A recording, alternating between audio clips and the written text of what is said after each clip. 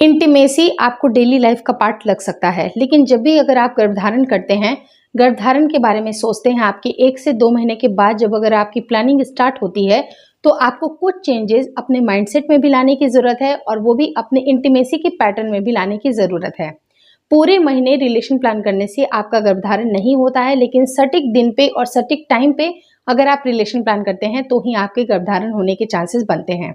अगर आपकी planning near future में है तो कुछ बातों को ध्यान रखना ज़रूरी है और मेरे बहुत सारे वीडियोस हैं जो कि आपको जल्दी प्रेग्नेंट बनाने के लिए मददगार होंगी।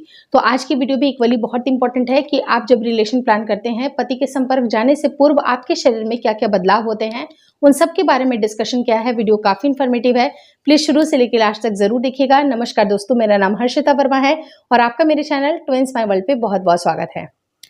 होता क्या है कि महिलाओं के शरीर में बहुत सारे बदलाव होते हैं। वो बदलाव हार्मोनली होते हैं क्योंकि बेसिकली महिलाओं की जो मेंस्ट्रुएशन साइकिल होती है, महीने दर महीने जब उनका पीरियड आता है, महीना आता है, मेंस्ट्रुएशन आता है, उनके शरीर में बहुत सारे बदलाव होते हैं। ये बदलाव आपको सिर्फ और सिर्फ प्रेगनेंसी के दौरान ही नहीं दिखते हैं, बल्कि पीरियड के दौरान भी दिखते हैं।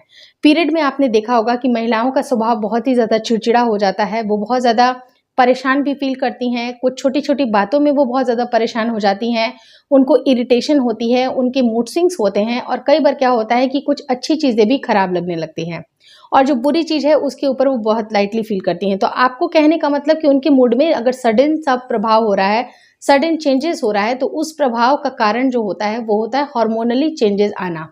और हार्मोन की अगर मैं बात करूं तो आपके शरीर में एस्ट्रोजन की मात्रा काफ़ी तेज़ी से बढ़ती है जब भी आपके शरीर में अंडा रिलीज होता है। और जब ये अंडा रिलीज होता है वो बेसिकली वो टाइम होता है 13वें से 14वें दिन। अगर आपका मेंस्ट्रुएशन जो साइकिल है, जो आपकी लेंथ है वो 28 से 30 दिन की है, तो यानी कि जनरल केसेस में बायोलॉजिकली 13वें से 14वें दिन महिलाओं के शरीर में अंडा निकलने का समय होता है और इस टाइम पे एस्ट्रोजन की मात्रा काफ़ी पीक पे होती है। और एस्ट्रोजन की मात्रा जब बढ़ती है, मूड में परिवर्तन भी होता है, मूड काफ़ी अच्छा बना रहता है और आपकी अंदर से लिबिडो होने की इच्छा करती है। यही वो सटीक समय है जब आपको पति के संपर्क में जाने की इच्छा करती है, क्योंकि आपकी लिबिडो हाई होती है। ये सब कुछ आपके हार्मोन की वजह से होता है, क्योंकि हार्मोन में अगर एस्ट्रोजन की मात्रा बढ़ रही होती है, ब्रेन को सिग्नल जाता है, एलएच और एफएसएच को सिग्नल जाता है कि अंडा रिलीज करने की बारी है। जब अंडा रिलीज होता है तो आपको कुछ ऐसे म्यूकस के डिस्चार्जेस भी होते हैं जो कि आपको काफ़ी ज़्यादा रोमांटिक बनाती हैं, आपकी मूड को काफ़ी इन्हेंस करती हैं और उस टाइम पे आपको पति के संपर्क में जाने की अंदर से इच्छाएं करती है। वो आपको हार्मोनली होता है क्योंकि आपके शरीर में अंडा निकलने का समय हो गया है।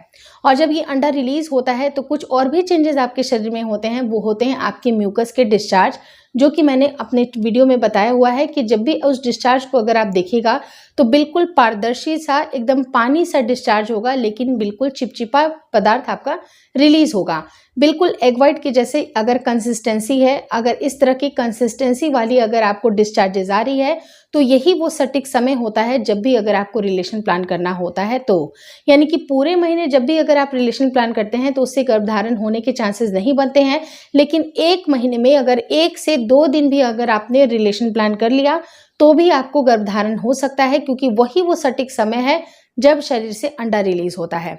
और अंडा इतना महत्वपूर्ण होता क्यों है? क्योंकि बहुत सारे लोग बोलेंगे कि अंडा क्या होता है, अंडा इतना इंपॉर्टेंट क्यों होता है? तो महिलाओं के साइकिल में एक कंप्लीट जो उनकी मेंस्ट्रुएशन साइकिल चलती है उसमें एक अंडा रिलीज होता है, जिसकी जो लाइफ स्पैन होती है वो 18 से 24 घंटे की होती है। और उस ड्यूरेशन में अगर मेल के सेल्स अवेलेबल होते हैं, चाहे 2 दिन पहले या 2 दिन बाद भी अगर वो अवेलेबल होते हैं, यानी कि 2 दिन पहले से लेकर 2 दिन बाद तक, अगर इस टाइम स्पैन में अगर आप रेगुलर बेसिस पे रिलेशन को ट्राई करते हैं तो उससे जो मेल के सेल्स हैं उनकी अवेलेबिलिटी बनी रहती है, वहाँ पर वो प्रेजेंट होते हैं। और जब वो प्रेजेंट होंगे और जैसे ही एग रिलीज होगा, उन दोनों का फर्टिलाइजेशन होने के बाद गर्भधारण होने की प्रक्रिया शुरू हो जाती है।